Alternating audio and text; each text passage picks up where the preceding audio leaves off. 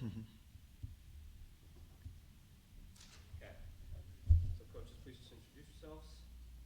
Anthony Cressito, head coach, New York Institute of Technology. Gary Andrews, head coach, Roberts Wesleyan College. Guys, can you just give your general impressions of the matchup and what you expect?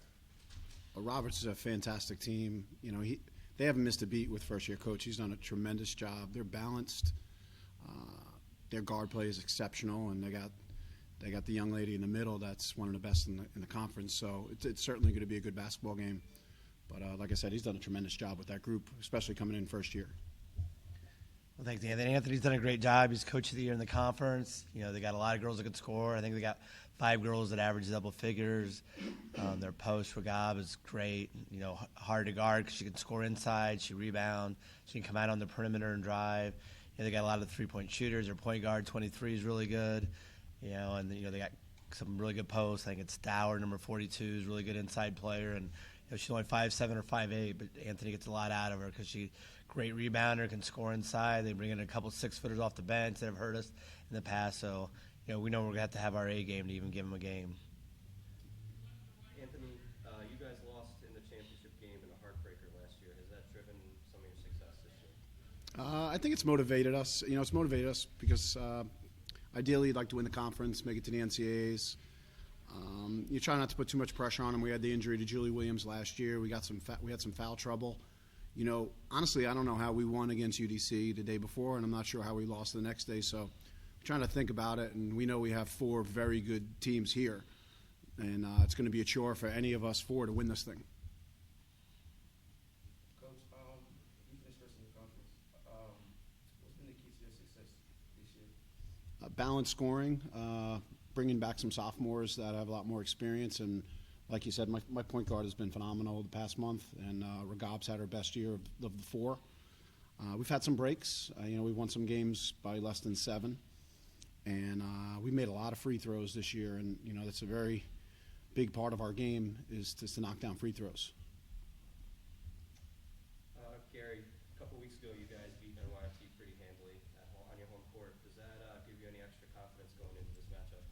Well, we shot out of our minds. You don't shoot that well every game. So I hit about 50. we know. I think Lucy and Brooke combined had 15 three-pointers, so they don't normally do that. But, you know, it did give our kids confidence, you know, beating a team that was in first place and, you know, ended up winning the conference. You know, our kids gives them motivation that, hey, you know, if we play well, we got a chance to compete against anybody. And, you know, that really helped, you know, our confidence level. And, you know, in the stand, it helped also at the time. Apart from obviously winning the conference, what are you expecting out of your teams as they go on the course of the Well, since day one, you know, we've talked about getting better every day. What are we going to do better today? What's the little thing, you know, we're going to bring to the table that makes our individual to our team better? So even in practice today, you know, we're focusing on 3 big parts of our scouting report, and we want to try to make sure we're a little bit better in each category. So if you could walk out of gyms better, you know, you're going to be more prepared for Roberts. You know, they're tremendous. I mean, I think I had 2 kids had 56 points against us. You do not see that often, Kovney and Fields. 56 points. It's like I compared it with my players to an NBA game, you know, 27 and 29. So he has 2 dynamic kids besides the big kid. So we're going to really try to focus on defense because they could score. Gary, you guys played much better at home this year. 4 of your 6 losses came on the road.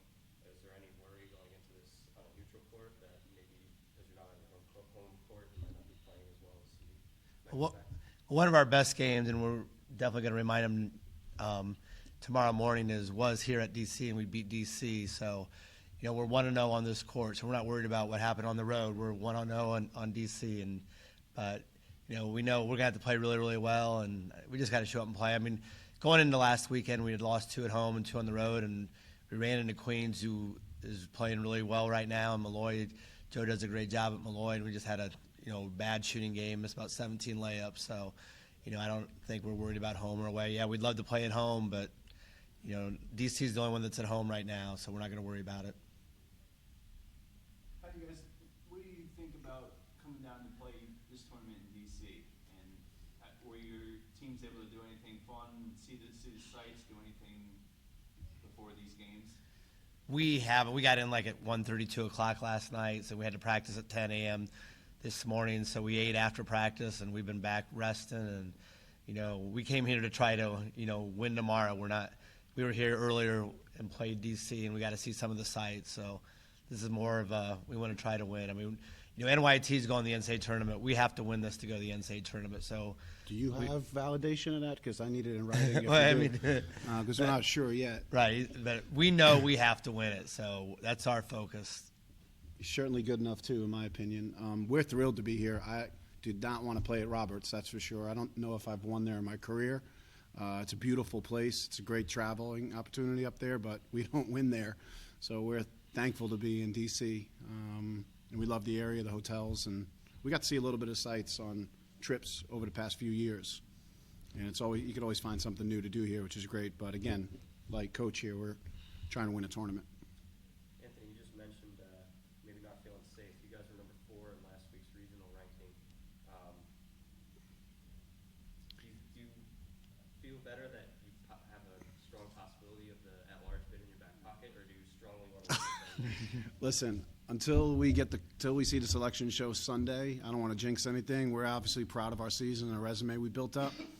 But, this conference has 4 teams that are pretty darn good that can compete with almost anybody in this region, and 4 teams that can compete to be in that NCAA pool.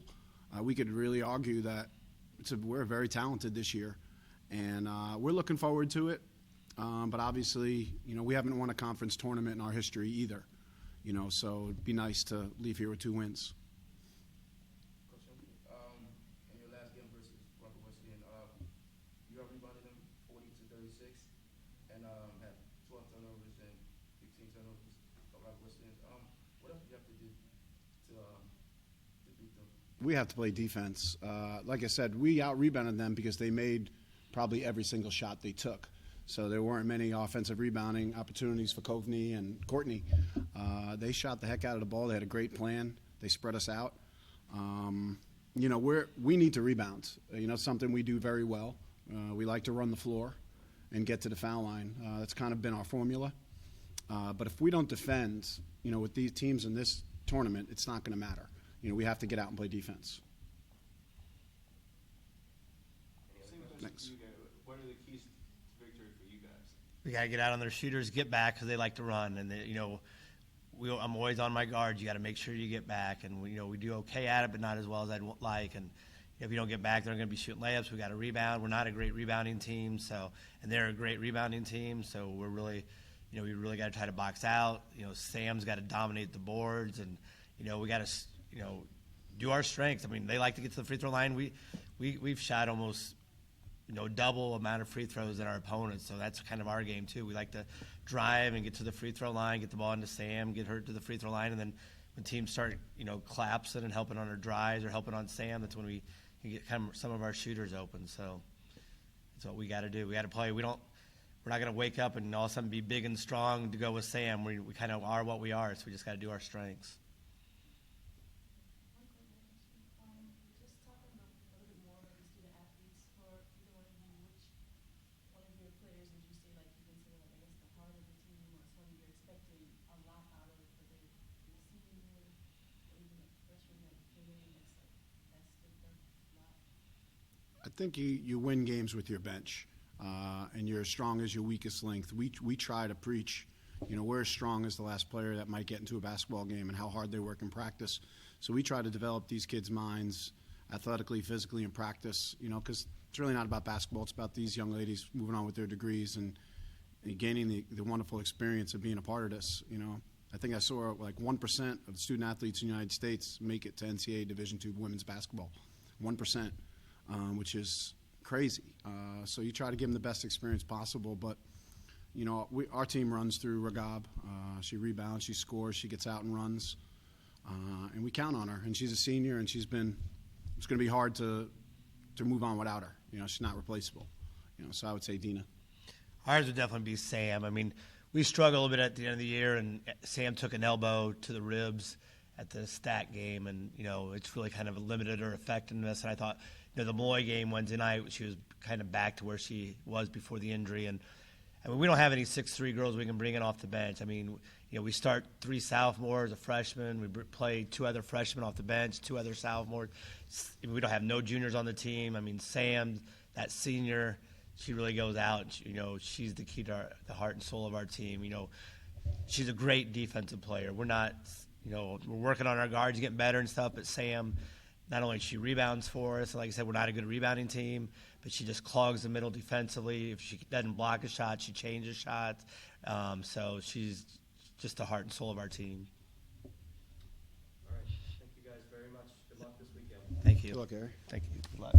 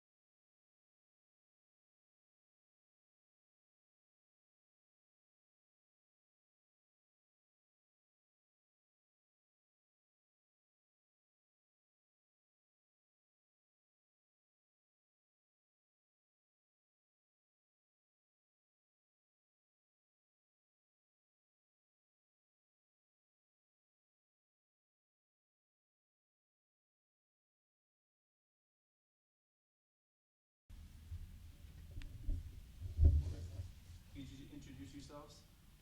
Bette Namofsky, head women's basketball coach at Queens College. Dwayne Burrows, head women's basketball coach at the University of the District of Columbia. And Matt, first, can you start us off with some general impressions and thoughts on the game? On our upcoming game? Yes. Well, we split this year, so it's going to be a great game. It's going to be a great game. I don't know what to say. It's really 2 senior teams playing against each other. They're highly talented, as I think we are. I think it's going to be a dogfight. I really do. I expect it to be a close game, and I expect the details to matter, and it's going to come down to every possession. It's going to add up over time. So I expect it to be a close game, and I expect it to be an intense game. Pretty much the exact same thing. Our team is very talented, and a lot of people look at the top 2 players of McKenzie and Madison, but the other players that go along with them, that supporting cast is fantastic. So if you think you're going to focus on those 2 and just let everybody else play, then it's not going to happen.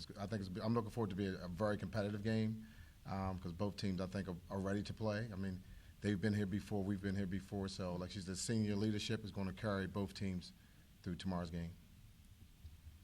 That you guys are the defending champs. Do you feel any extra pressure entering this tournament with the possibility of trying to repeat? We actually don't, and I didn't know how my players were going to respond to that, but we don't feel that for whatever reason. I think maybe because we are a more senior team, but for some reason we seem to be a little bit more calm than we were last year. Last year was really our first time being in that game with me as a head coach with this crew, but I think being here again, I think they seem to be focused more than they feel the pressure or the nerves of having to repeat. Dwayne, do you feel any pressure, nervous playing on your home site, or is that how much of an advantage? I don't feel any pressures because we're playing at home. I feel pressure. This is my first time being in this position as a head coach. We were here a couple of years ago in the semis. Last year we were there, and it's different between being an assistant coach and a head coach because now you're responsible for every single call. So that part is nerve-wracking for me. But I think the kids with the senior leadership that we have, I think they're prepared, to go into the game and just do what they can do what they normally do as well. Wayne, you mentioned this is your first year as head coach. How has the transition been, and how has your role been different moving from assistant coach to head coach? It's a big difference. A lot of people, when you're sitting as an assistant, you sit there and you wonder what it's going to be like as a head coach. And a lot of people think it's an easy transition. It's not an easy transition because you're responsible for everything that goes on, not only on the corporate, but for your entire program. Where before, as an assistant coach, I could call the head coach and say, hey, we need to deal with this, and he would take care of it. But now it's all on me. So it's a huge adjustment. It's a huge adjustment period. Coach Burrows, what's it going to take to beat Queens as they won by 28 points last time we faced them? Yeah, they beat us pretty good. Thanks for reminding me of that. Like Coach said before, it's going to be every possession is going to count. I mean, for 40 minutes, it's going to be every single possession, and we can't afford to turn the ball over like we have. And like the other day, we had 19 turnovers, and how you have 19 turnovers and still win, almost impossible in college basketball. And you can't do it playing against a good team like this, because if we turn it over, I guarantee you they're going to score. So like I tell my kids, we got to take care of the basketball, and every single possession is going to count. One more question. Mhm. 36 of their 75 points were in the paint. How do you limit that? Protect the paint. Protect the paint. And we talked about that in practice, and we just had a lot of mental lapses in the game the last time we played them. So I just think that the kids are a little bit more focused now. We were going through a little transition. We had won 12 or 13 in a row, and then we had lost 2 or 3 back-to-back. So it was a little transition period. It was a wake-up call. It was a wake-up call. And like I tell the kids, you have to come ready to play every night. And when they showed up that night and they weren't ready to play, and Queens was, and you saw the outcome. Yeah. Matt, you guys lost 5 in a row in the middle of the season, and now you enter the tournament winning 13 of your last 15. What caused that midseason turnaround for you guys? Seniors starting to act like seniors, so senior leadership for sure. And to be honest, Madison was a big part of that. I remember her calling me after a game saying, I want to have a team meeting. How should I handle it? And, we talked about having a goal-setting session, and, I kind of mapped it out for her what I thought needed to happen with the team, and someone taking the lead on that. And to her credit, she's not a senior, but she is a junior. But for her as a junior to step up and basically lead her seniors, she really was the turning point. So whatever happened in that meeting, which was just, who's got a rebound and who's got to score and who are we looking for and how we're going to do it, that definitely was the turning point. And they bought in as a team. They're on the same page in the team, and that definitely was the catapult to move us forward into that win streak. Dwayne? Sorry, Mike. Okay, talking about seniors, you have 3 seniors that have been playing with DC for 4 years now, right? So how important would you say they are to, I guess, like the success coming into this weekend, especially it being their last go, the last round? On a scale of 1 to 10 to 12. It's very important, because they were there. When they came in 4 years ago as freshmen, we won 10 games that year. And they remember that. And after that year, they knew that they didn't want to look back and only win 10 games in one season. When we lost last year, they knew that they wanted to come back and win this year. So they did whatever they needed to do over summer. They did all season long in the classroom and on the court to prepare us for this situation. And I'm looking forward to them tomorrow just to see how well they're going to come out and play. In your first meeting versus UDC, the numbers were pretty even, except in the rebounding department. Would you say whichever team rebounds more wins the game? That's, I think, exactly what it is. I mean, we are relatively even in terms of rebounds. They're not the number one offensive rebounding team in the conference. I believe we're second. In terms of overall rebounds, it's really a close game. So I think it's what both teams do very well. I think it's part of both of our successes. So I know it's a goal for both of us to get on the board. So I think you're right. Whoever does that better, I think, has the advantage in winning that game. I don't know that it's definitely going to be whoever does it wins it, but definitely it's a strength of both teams, and whoever does it better will certainly have an advantage. Dwayne talked about not being able to just focus on the Rollins sisters as an opponent. Can you talk about some of your role players and the attributes that they bring? Yeah, I've said this before, and I know Dwayne's heard this, but Kristen Korzavinsky, I think, is an unsung hero for us. She's been a starter for us since her freshman year. She was Rookie of the Year that year. She scored her 1,000th career point this year, and so she can put the ball in the basket. I think she's a very strong defender for us. And last year she was number 1 in the conference in field goal percentage. So her movement without the ball and her defense certainly helps us, and at times does take some of the focus off of the Rollins. So they definitely play into each other. Liz Gully as well. She's a gritty, tough player for us. We definitely depend on Liz for defense and rebounding as well. And Caitlin Mann is our freshman point guard. She plays 40 minutes for us, and she's number 1 in the conference right now, assist to turnover, I believe. So we rely on Caitlin to be steady with the ball, and we rely on Kristen being able to defend and move without the ball, and Liz's rebound and toughness. I think those are the 3 in particular. And then after that, it's championship basketball, so everyone's got to kind of step up. And Merrick has stepped up, Roland, the younger of the siblings, and has. We recruited her to be a 3-point shooter. That's been one of our weaknesses in the last couple of years, and she stepped up to kind of fill that role. So So I think one of the reasons we're playing well is people are fulfilling their roles. But I think the same thing's happening on the other side. When you have seniors who understand their role and are executing in their role, I think that's how you get this far. Coach Barrow, Yes. are you looking to get more production from your bench, as they scored 4 points last game? Since I'm surprised. We had that discussion today, so yes, yeah. Our bench is key, and I told them when they come off the bench, you have to step in and be able to score the basketball as well. Because we have a bunch. Fortunately, we have a bunch of kids who can score the basketball on our bench, but they haven't stepped up in the last couple of games. And that little spurt where we dropped 5 of our last 10 games is because had a lot to do with our bench not being able to step up. So I'm definitely looking forward to them step up tomorrow. Last question. So, going back to the unsung heroes, I know in one of the articles written up, you said that if there was like a few seconds in the game, and if you had to give the ball to somebody, it would be Taj. You know, she's a senior, she's been here for 4 Yes. years. How has her growth been beneficial to the team, stepping up as a leader, especially in her last year? But one of the things a lot of people don't understand with Taj is she's not a point guard. Chantrell Oliver was our point guard, and she tore her knee up this fall, a month before the season started. So Taj came to me and she's a coach, I'll run the 1 for us. So she stepped up and started playing the point guard position. So, that's just a senior role that she has, and she stepped up into that role perfectly. And that question was asked me a while ago, would I want the ball in her hand? To this day, I still want the ball in her hand, the last possession of the game.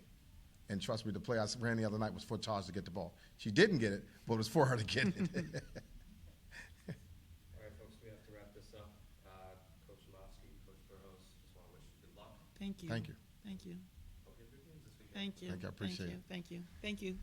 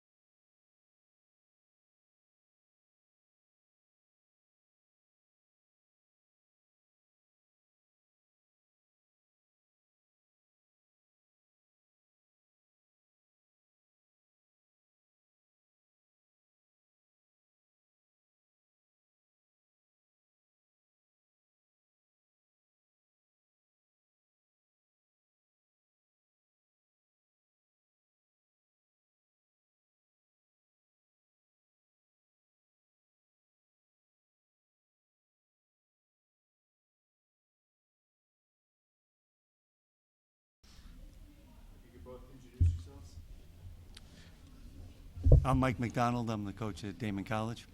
Jody King, head men's basketball coach, Mercy College. If you could both give some general impressions of the meeting. Go ahead, you can go first. Well, Damon's a terrific ball club. They're a tremendous team. They're very well coached, very talented, very skilled. Everything they do, they run with excise precision. It's going to be a tremendous challenge for us, but we're excited. We're excited to play against a very good team. We know we're playing Cinderella, and it's never good to play Cinderella in March. And they're Cinderella. I mean, I look that good. Yeah. Okay. And you dropped your shoe over there. Yeah. But I think it was. I think they had a great win the other day against UDC. They have a very talented roster, including a very tough big man inside to guard Robinson, dominant front, guards who can really beat you in a number of different ways. KJ Rose, I think, is really special. And we were fortunate to beat them back a couple weeks ago, but that was KJ Rose didn't play. Tyseem Lyles, tough matchup for us. I mean, they have some very difficult matchups, not only for us, for other teams, as UDC saw, and we're going to have to play very well. Do you consider yourself a team of destiny? No, absolutely not. I was the head coach of SUNY Maritime. We were able to turn that program around. I was the head coach of Hostess Community College. We were able to turn that program around to where we were third in the country. Then I had a tremendous opportunity to come here at Mercy, and a year and a half we're where we always thought we should be in the conference semis. So this is no surprise to us. This is where we knew we would always be, and we want to be here and we want to win this. And we don't think of us as a Cinderella. We think of us as one of the best 4 teams in the conference. And regardless of the outcome tomorrow, we're here and we plan to be here for many years to come. Mike, you've beaten Mercy twice this year. Are you more confident because of that going into this matchup? Well, I think that naturally gives you some confidence, Casey, but I also think there's the old adage, it's tough to beat a good team 3 times, and Mercy is obviously a good team. So we got our work cut out for us. We know, as I said, they are a difficult matchup for a lot of teams, and we're included in that lot of teams grouping. Mike, another question for you. This is the first time the Damon team has ever played in the East Coast Conference tournament. Is that special for you guys? Without a doubt. One of the reasons I'm late is we had a little event before we left campus this morning for the president. They all wanted to send us off. It's the first time a Damon team has qualified for the ECC playoffs. We're humbled to be that team. We're excited to be that team. We're honored to be able to compete with 3 other really good programs. And it's new territory for us, for our guys, for everybody. So we're coming in with our eyes wide open and just very happy to be a part of this special event. Joey, Damon's put up a lot of points in the 2 meetings with you guys. Are you going to try something differently defensively? Yeah, how about that? I'm going to take Coach out tonight and make sure we stay out real late tonight. They're a tremendous team. I mean, nobody can deny that. I mean, the skill they have at so many positions. Torrance is unbelievable. Arif is terrific. Coach has done a great job being able to mix really 2 of the best 5 players in the conference. And he's had some injuries, and he's able to incorporate some freshmen and have that freshman not only play at a high level, but match his better players' levels, which I think is tremendous. I told Coach when he came to our campus about a month ago that I really sit down and I watch game film of the best coaches in the conference and at our level, and I study them quite a bit because the ball movement, the spacing, the cutting, it's really a marvel to watch, and it's really difficult to guard against. So I think how they play is a conduit to how they score, and it's going to be tough to match up against them.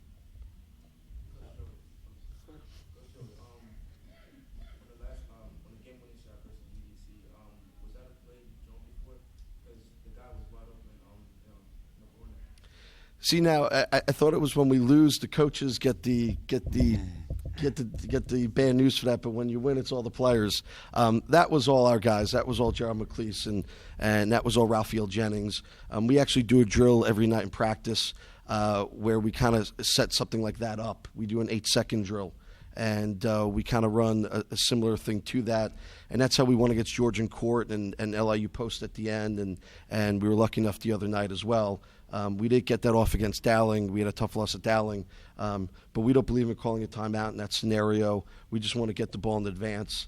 And the players made a great play, and Gerald made a tremendous shot. Mike, you guys had a ton of injuries this year. How did you overcome them to earn the number 2 seed in the bye in the conference? You know, we have good players, and I'll tell you this: I've been a head coach for 19 years. I don't think I've ever been more proud of a team for persevering, for fighting. We talked the other day. We had 4 of our 5 starters didn't play last February because they were dealing with injuries and things, and you know, whether they were in high school or whatever. And now, you know, here we are. We lose our starting, what we thought was going to be our starting backcourt, but our other guys have been able to step in and fill out a role. I worry that we're near the end of the year. We're running on fumes a little bit, and I'm hoping we're not. I hope we get re-energized by being in the tournament. But I'm very proud of them. We kind of, you know, we had a good winning streak. St. Thomas Aquinas took it to us, and it would have been easy for us to crumble and drop. And the way the standings were, there's not a whole lot of difference between 2nd and 6th at all, and really 2nd and 7th. And we could have fallen right out of the playoff race. But they hung tough, they persevered, and they are a tremendous group of guys. Any other questions? All right, coaches, thank you very much, and good luck this weekend. Thank you.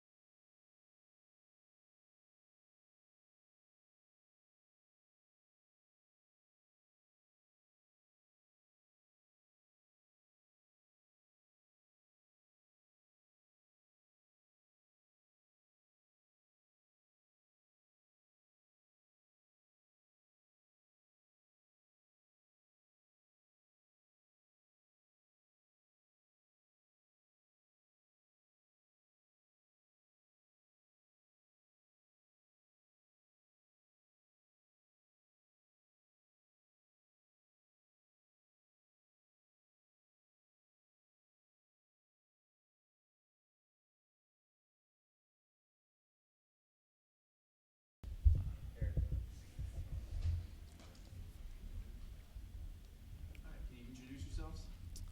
Tobin Anderson, head coach at St. Thomas Aquinas College. Eric Smiles, head men's basketball coach at LIU Post.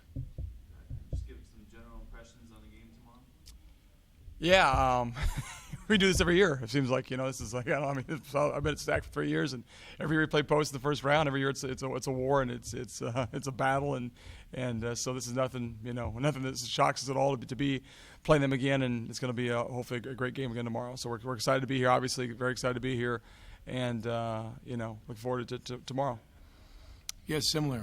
I mean, every year we play in the playoffs. You know, this is the 3rd year in a row we've met. It was great to beat Bridgeport the other day and get down here, so we're definitely happy about that. And, you know, we're going to have another tough one on our hands with, you know, with Tobin's team. You know, he's always got them ready to play, and you know, they're definitely the best team in the league, so it'll be another tough one tomorrow.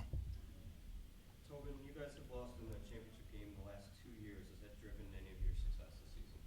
I mean, first of all, I mean, I think that just to get there is an unbelievable accomplishment. So I think that we don't feel disappointed to get beat. Just to get there is incredible. Just to be here right now is incredible. So we're not taking that lightly at all.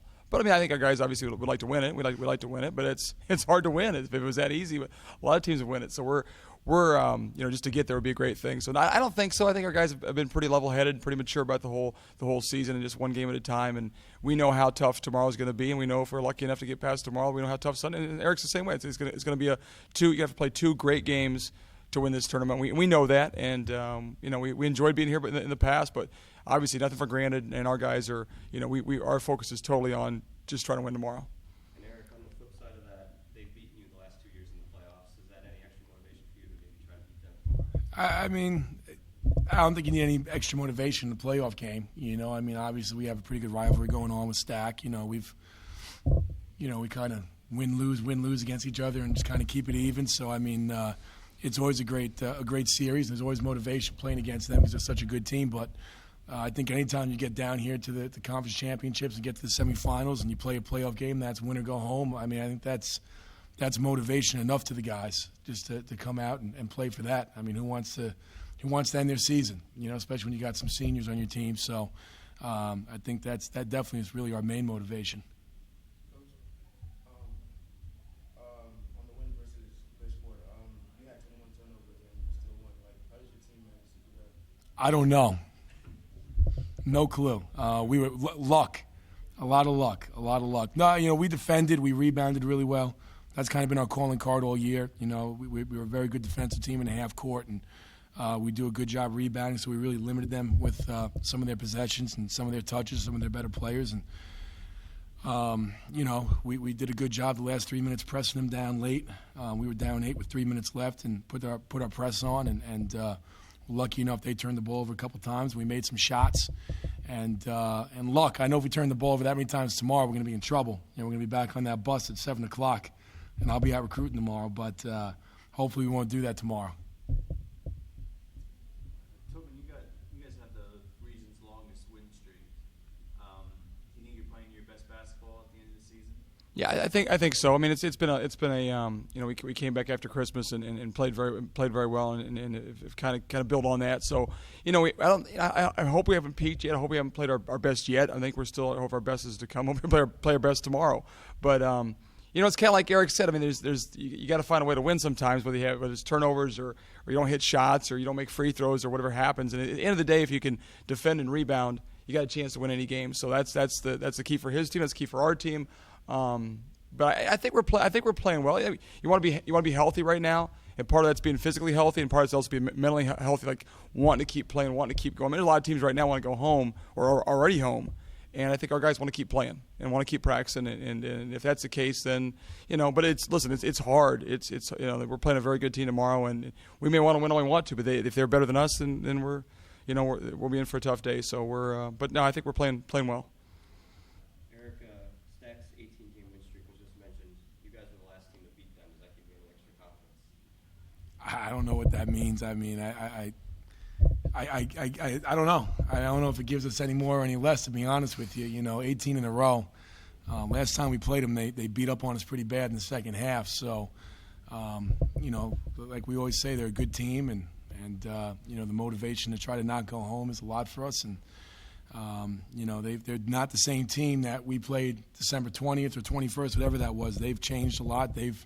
You know, Coach talks about, you know, mental, physical health. I mean, they're at their peak right now. We're working towards their peak, like he said, hopefully. And you know, so I think they're definitely a different team than they were 2.5 months ago. So, you know, we're just going to have to come out and just, you know, play our hardest and, you know, and hopefully do what we can.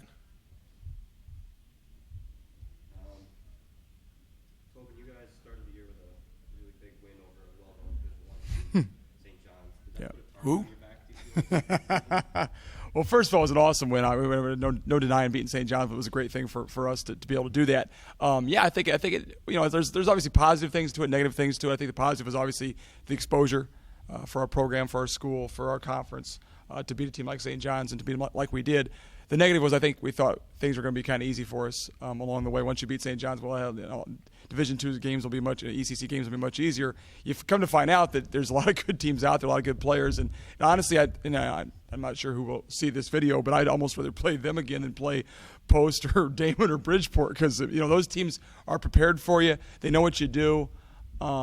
You know, when you get into a conference championship game, we know each other so well. There's no surprises tomorrow. There's no shockers tomorrow. There's nothing that's going to be like, wow, you know, Smiley. He probably won't play any zone. If he does, I'd be surprised by that. So, absolutely not. No, so you know, it's like they're going to run their offense. They're going to pound the ball inside. They're going to rebound. So, and he knows we're going to press and we're going to play man to man and run motion offense. And so it's just a matter of who executes the best, who plays well tomorrow.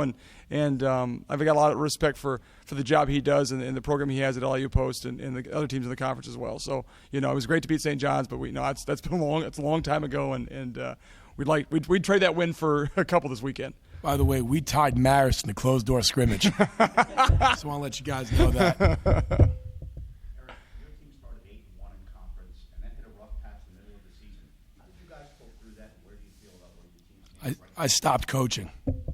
That's what happened. We were 8-1, and I started coaching, and then everything went down. And I stopped coaching again.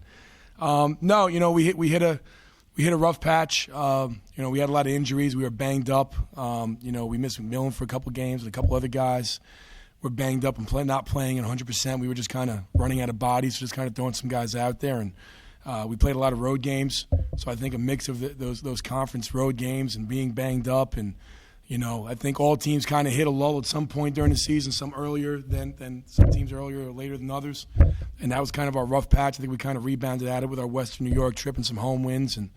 But like I said, Tobin's team is a different team now than it was in December. I think we are as well. We've kind of got ourselves back out of that. I think we're pretty mentally and physically fresh and ready. And, I think we're ready to go. I mean, like we always say, it's going to be a tough one tomorrow. His team is, I think, the best coach team in the conference, and they're going to be a tough out. But we're definitely a better team, I think, than we were, late January when we kind of hit that spell there for those 3 weeks. It's a long 3 weeks. Tobin, your team, you have so many players coming back from the last 2 seasons of experience, the trip to the finals, as well as some of the other big occasions the program has had. Yep. In St. John's, the trip to Gonzaga. Yep. How do you feel that continuity has helped the program, and where are you looking for this to take you, not just this weekend, but going forward? I mean, you're hoping that all those experiences will benefit you going forward. And I think it was funny. I was on the bus ride down last night. I pulled out our game from last year, and I'm watching a lot of guys that are playing tomorrow played last year. A lot of his guys, a lot of my guys, and so that kind of experience you can't buy that experience. You have to go through it. And we've had some tough losses. I mean, that's part of the growing up, the maturation process, to lose in the conference finals, to lose some tough games. And I'm hoping, we've kind of got. But there's no definite, hey, this is because you lost, you're going to win now. We have to keep on getting better. And I think our guys have really done a great job of understanding that it's a day-by-day process. We haven't, the win streak and all that's fine, and it's been a great ride. We're trying to get better every day, and we know that tomorrow's a new day, and our win streak for tomorrow is 0 for the most part. We have to go win tomorrow, and that's our focus. But we do have some older guys, some veteran guys who've been around for a while, and we have great chemistry. The guys really get along and understand and play well together. So, I'm hoping, we won't be scared tomorrow, and we won't be intimidated tomorrow. We'll be a little bit amped up, but Smiles' team won't be scared or worried either. So that's why it's going to be a great game, I think. I am. Yeah, no, we'll be scared. I'm scared to death, but our guys will be fine. Yeah. My question is for both of you: who has to have a big game on either side for either team to win? You tell me first. Say what's for his team to win, or No, for yourself. Oh, for ourselves. Obviously, I think Jared Hall's got to have a big game for us, but I think Dylan Burns and Acosta have to hit some threes. I think Dodson and Barrington Olsen, those guys have to step up and hit some shots inside. I think some of our other guys have to really step up and hit a couple shots. Jared has to have a big one, but we just can't rely on him. We're going to need those front court guys to step up and score a couple buckets, and we're going to need our shooters to knock down a couple shots for us to really have a chance to pull it through. And I think for us, that's a good question because when you have a good season, it's like a lot of guys do different things on different days. We've played well when our best players haven't played well sometimes, but it'd be nice if Justin Reyes and Chaz Waller would play well. I mean, just like he wants Jared Hall to play well tomorrow, it'd be great. And I think in these kind of games, your best players usually step up and play well. And then like Eric said, a lot of times it's guys who are not the well-known guys, like who plays well off the bench, who comes in and does something a little bit extra, could really help you. So. And it's it'll come down to a rebound, to a loose ball, to a possession in transition. It's a one possession thing, and we know that, and so we'll see who makes the plays. All right, coaches. Thank you very much. Yep. Thank you.